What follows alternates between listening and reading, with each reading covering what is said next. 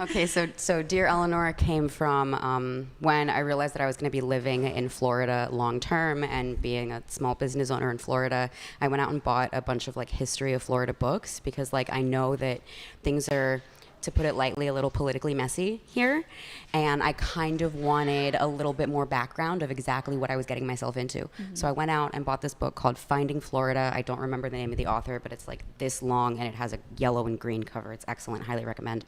And very, very early on in that book was a story about a widow who moved down to Miami in the 30s with her son. And Miami was a very, very young city. There was not a lot of, like resources. I mean, people lived here, but there wasn't like shopping malls or Macy's or anything like that. And people in Miami have always been really, really bad at handling winter. So winter rolled around and this woman was freezing and wrote a letter to the White House asking for a coat. And number one, I just think that that's hilarious.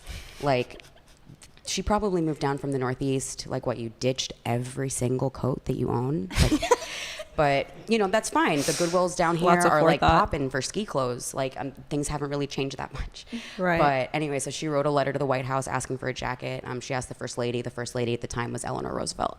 So Dear Eleanor Roosevelt just sort of got stuck in my head after that. And I was sort of chewing on that idea, and the more I thought about it, I was like, no, this is exactly the type of community support that gets me excited about doing a venue in Miami. People asking for help when they need it, people setting a boundary and saying like, no, I can't actually do that for you. She did not get sent the coat. Eleanor Roosevelt did not mail it to her, unfortunately.